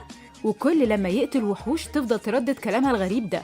وبعدها بيلفت نظرهم جابيمارو اللي كان بيقاتل من غير سيوف وبيضرب بمهارة شديدة جدا. فتايمة بيسألها عن جابيمارو، قالت له قوي قوي، لا لا. فويتشي كان بيحلل كل الوحوش واكتشف ان الهيكل بتاع كل وحش مختلف عن التاني، مع انه يعتبر نفس الشكل. لكن مثلا الوحش ده هيكله سمكة، لكن التاني هيكله بشري، فده معناه ان كل واحد ليه نقاط ضعف مختلفة. وبعدها بيبص لمي وبيقول البنت دي لوحدها لغز كبير. وجابيمارو بيفتكر شكل مي لما خدته من قدام التنسن، وقبل ما يغمض عينه لقى شكلها غريب ومخيف. فجأة مي بتخاف من الوحوش وبتبدأ تعيط بصوت عالي، وابتدت تمسك في تايمة اللي كان بيقتل كل الوحوش بإيد واحدة، وهو بيقول لجابيمارو يبطل يبص لها بالشكل ده عشان بتخاف منه.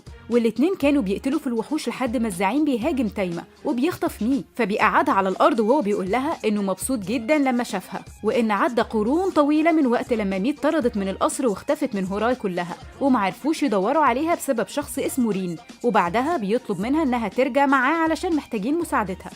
جابيمارو قال ايه اللي بيحصل هنا؟ انا اللي عايز اسالكم، عرفتوا مي ازاي وهي مش بشر زيكم؟ دي تنسن بتتغذى على البشر. وبعدها بيقول لمي ارجعي معانا لهوراي وقودينا، لازم تساعدينا. وجابيمارو كان بيفكر ومش عارف يحدد يساعدها ولا لأ، لأن هي ما تخصهوش أصلا وهدفه في الليلة دي كلها يرجع لمراته.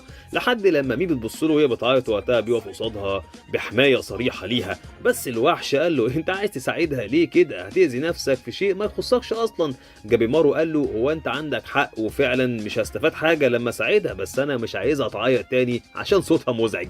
فالوحش قال له احنا كده كده جينا عشان نحولك لتاني. وفجأة بيظهر وحش تاني منه وحشرات كتيرة جدا كأنهم جيش. جابيمارو كان بيفكر وهو مغطي وشه إن الوحش ده شكله زعيم الحشرات، وأي خطوة متهورة هيعملها هتبقى سبب في موته. بس تايما اتصرف وطير كل الحشرات اللي جت ناحيتهم عشان عارف إن دي سبب قطع دراعه. بس قبل ما يروح يهاجم الزعيم اتصدم لما الزعيم حرك إيده وضربه بشكل وهمي. فجابيمارو قال له بلاش تسرع. بس فجأة كل الحشرات بتهاجمهم والزعيمين كذلك، والاتنين كانوا بيحاولوا يقتلوا الحشرات بسرعة قبل ما تصيبهم، لدرجة إن من اللخبطة جابيمارو ضرب تايما بالبوكس. والزعيم بيقول له هتستفاد ايه لما تحمي مي يعني؟ جابيمارو فكر في كلامه وانه من اول لما جه الجزيره بيتصرف بغرابه وبيحمي كل اللي بيقابلهم، وده ما كانش طبعه. بس بعدها بيقول له عشان هي ساعدتني قبل كده، انتوا عايزينها ليه بقى؟ فالوحش قال له الدوشي بيدرسوا التاو وبيتدربوا عليها عشان يعرفوا يستخدموا القوه ازاي، واعلمكم حاجه قبل ما اموتكم وتتحولوا لتان، في 4 خطوات لاتقان التان، واللي هم دوين، تايسوكو، شويتسو، شوتن، ومحتاجين مي عشان نعمل عليها تجارب تخلينا اقوى. جابيمارو بيسمع ده وبيتعصب وبيقول لهم دي انسانه مش هسمح لكم تاخدوها.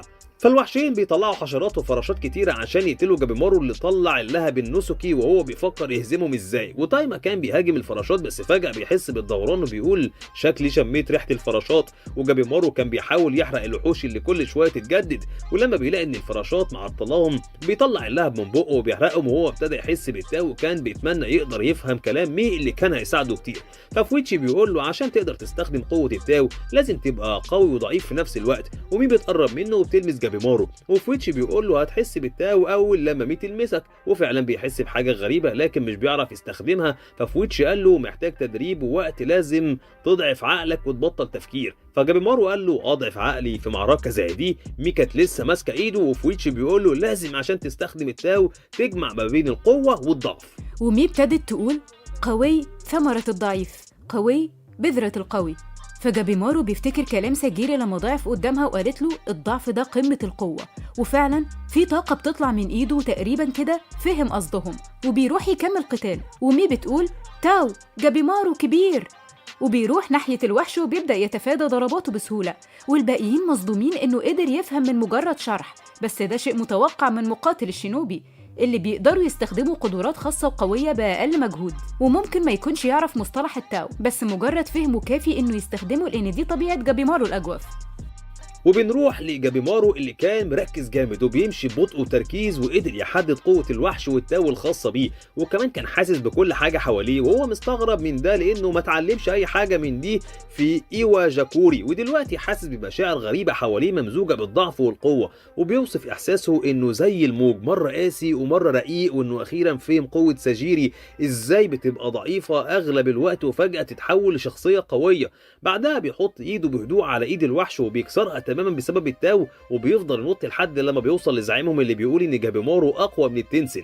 وفعلا جابيمارو ضرب الزعيمين بسرعه شديده ونزل بغرور وقال شكلها تحلو وهبقى اقوى من التنسن. والزعيم كان مصدوم انه قدر يستخدم التاو بالشكل ده في وقت قصير زي كده. بس جابيمارو بيساله عن مكان التنسن، قول لي كل اللي تعرفه. فالوحش قال له بما انها نهايتي فهجاوبك على كل اسئلتي. في 3 من الدوشي بيتجسسوا على البشر بأمر من التنسن، وقالوا إن في شيء مختلف المرة دي في البشر اللي وصلوا الجزيرة، فلازم نقتلهم عشان دول تهديد قوي لينا.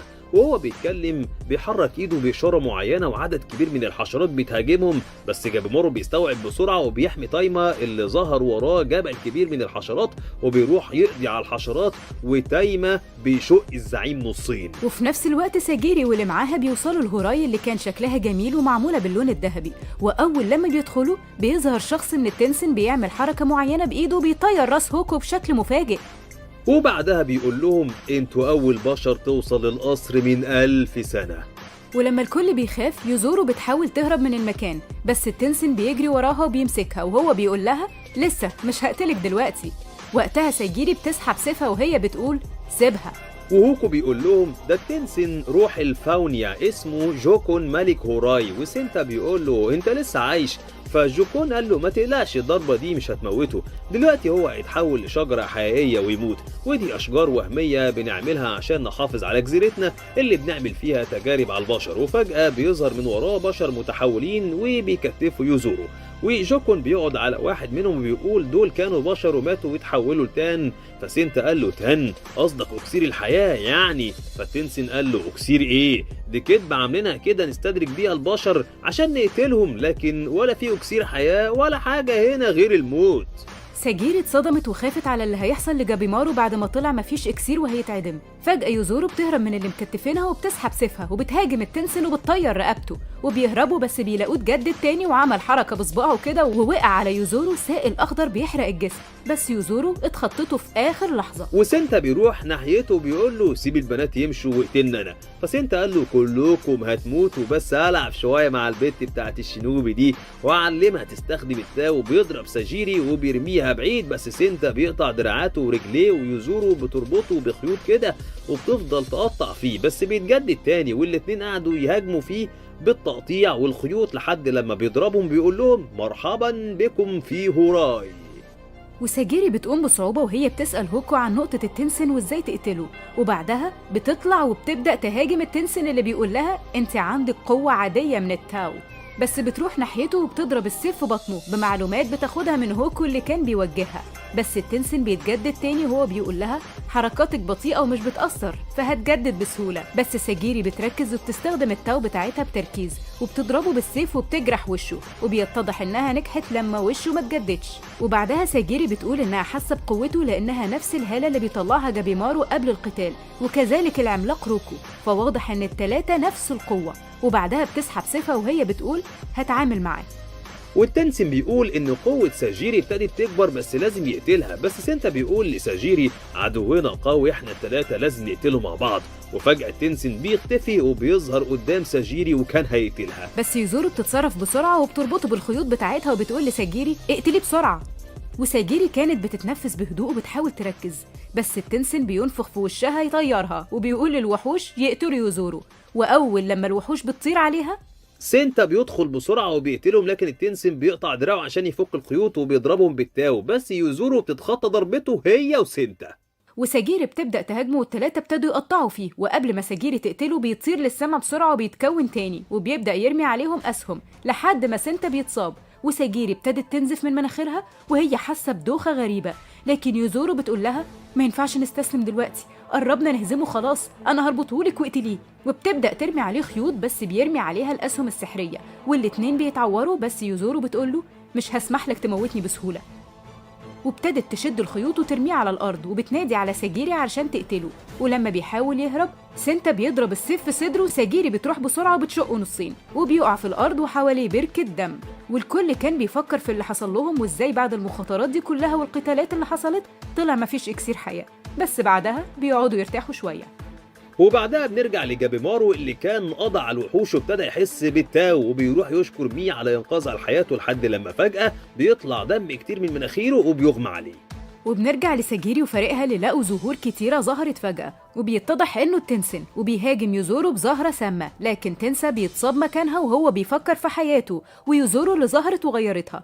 وبعدها بيظهر ووشه وجسمه ورود بس كان بيتكلم وقرب يموت، وبيظهر من وراه وحش التنسن وهو ضخم جدا وشكله مرعب ومليان ورود كتيرة جدا كلها سامة، ولسه هيهاجمهم بالورود بيظهر المعلم شيون وبيقطع كل الورد، وهو بيقول لنور تقطع الأزهار اللي ظهرت على سنتا قبل ما تنتشر وتقتله، بعدها تاخد الباقيين ويبعدوا عن المكان. ونور بتنفذ كلامه وبتاخدهم بعيد عن التنسن، وهو بيبدأ يفكر ازاي يقتل التنسن بعد ما اتدرب كتير على كل الوحوش اللي قابلته وقطع الزهور اللي كانت بتهاجمه. وبعدها نور بتبدأ تقطع كل الأزهار اللي على سنتا اللي فقد بصره وكان مليان دم. وساجيري بتسأل هوكو يعملوا ايه عشان يعيشوا، بس بيقول لها مش عارف كل معلوماتي طلعت غلط. ويزورو بتبعدهم عن سنتا وبتقول لهم إن معاها علاج هيوقف النزيف. وشيون ابتدى حرب كبيرة مع تنسن وقعد يهاجم ويصد ضرباته لحد لما فجأة بيظهر كذا زهرة على جسمه، بس قبل ما تنتشر بيقطعهم وبيجرح نفسه وبينزف كتير. وساجيري بتقرر تساعده هي ونور بعد ما يزورو حطت عليهم مادة مضادة للسموم ولزجة، والتلاتة بيبدأوا يهاجموه، وأول واحدة هي نور اللي فضلت تتخطى ضرباته بسرعة، وبعدها ساجيري اللي ابتدت تقطع فيه، وشيون كذلك ابتدى يهاجمه. والتنسن كان بيرمي عليهم طاقة سحرية بس بيتخطوها وبيقطعوا أزهاره، وبعدها المعلم بيقطع دراعه ورجله، بس ساجيري وشيون بيتعبوا من الهجوم، والتنسن بيضرب إشعاعات كتيرة عليهم بتحرق الجلد، وساجيري بتاخد نور وبتبدأ تجري بيها عشان تتخطى الأشعة. وشيون كان بيقطع كل الأزهار والغصون وهو بيفتكر موت تنزة. وساجيري بتقطع إيده، وشيون بيبدأ يستدعي روح التو بشكل كبير، بس قبل ما يضرب سنتا بيقول له اقطع البذرة بتاعتها طالما متحول لزهرة، دي أسرع طريقة لموته. وفعلا شيون بيتخطى كل الضربات وبيقطع البذرة الخضراء وبيلاقيها مليانة براس التنسن، وبيقطع راسه وبينتشر دم كتير في المكان، وبعدها بتملي ورود كتيرة جدا في المكان وبيموت التنسن. بس للأسف يوزورو بتقول إن تنسى قدامه نص ساعة ويموت، لأنها هتدي المرهم لشيون والباقي هتخليه لنفسها عشان لو حصل لها حاجة، ولازم يسيبوه هنا لأنه كده كده هيموت وطريقهم طويل. وبعدها بتقرب منه وبتقوله بطل تحارب وهدي نفسك، خلاص مهمتك خلصت، فكر في أي حاجة بتحبها عشان تموت بسلام. وفعلا تنسى بيبدأ يفكر في يوزورو حبيبته لحد ما بيموت وبيدفنوه. وساجيري بتقول إنها مش هتسمح لحد يموت تاني، ولازم يرجعوا كلهم ومحدش يموت. وبنرجع لجابيمارو اللي بيفوق، بس بيفوق وهو مفزوع وبيرجع لورا بسرعة وهو بيقول لهم احنا فين؟ قالوا له في كهف اغمى عليك وشلناك وجبناك هنا. وبنرجع لساجيري اللي بيوصلوا القصر كده ضخم وبيدخلوا فيه وبيقرروا يفضلوا فيه. وشيون بيقول لهم احنا لازم نركز في المعلومات اللي جمعناها وننقذ حياتنا والتاو اللي طلعت عند كل البشر والوحوش، بس اول لما حد بيتقنها بيكون قوي زيك يا ساجيري، لما اتدربتي عليها قوتك بقت اكبر، اكيد الامر صعب عليكي. مش أصعب من اللي انت مريت بيه، كفاية الجروح والدم ده. اهم حاجة تخلي بالك وتستخدمي التاو صح عشان ما تموتيش، لانه بيأثر على وعي الانسان وذكرياته، ولو استخدم بشكل كبير بيودي للموت. طيب وبالنسبة لإكسير الحياة اللي ما طلعش موجود؟ الشوجن مش هيصدقوا انه مش موجود. ساجيري بتقول جابيمارو قال لي إنه موجود وإن شيخ قريته خالد، أكيد الإكسير موجود هنا. بس يوزورو بتقول لها لا ده وهم وكذب. قالت لها وهم؟ أيوة، ده نوع بيستخدموه الشينوبي إنهم بيظهروا للمحاربين أحداث خيالية وخارقة للطبيعة، وبيزرعوا في عقول الناس إنهم ما ينفعش يعصوا الشيخ أبدا، ومحدش يعرف كذب الشيخ غير القادة. ومعلش بس انتي قلتي إن جابيمارو جه هنا علشان شخص بيحبه. قالت لها أيوة مراته. فردت عليها لا ده مش منطقي لأنه مش متجوز أساسا، الشينوبي مش بيتجوزوا، دي مجرد آلات قتل، وأكيد جابيمارو مش جاي هنا عشان خايف، في هدف أكبر من كده. وبنروح لجابيمارو اللي بيقول انا مش فاكر حاجة، معقول فقدت الذاكرة؟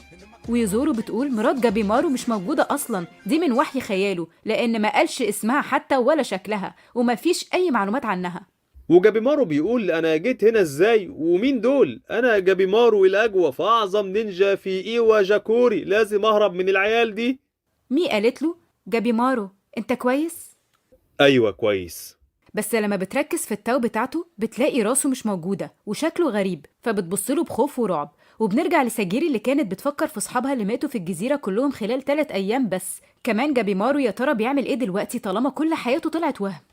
انتي حبيتيه ولا ايه يا ساجيري؟ ده قاتل ومجرم. مش عارفة بس أنا متعاطفة معاه، هو اتولد في قرية كل اللي فيها بيقتلوا فبقى زيهم، وعقله خلق بنت بيحبها وهي خيال مش موجودة، يعني كل اللي كان بيخاطر بحياته عشانها طلعت مش موجودة أصلا، هيحصل له ايه اما يفوق ويعرف؟ وجابيمارو كان قاعد لوحده وهو بيفكر في حبيبته الوهمية اللي اتقتلت وهو ما صدقش ده ومفكرها عايشة. وبكده انتهت حكاية جابيمارو ساجيري. اتمنى تكون عجبتكم، وكمان ما تنسوش الاشتراك في القناة علشان يوصل لكم مننا كل جديد. سلام.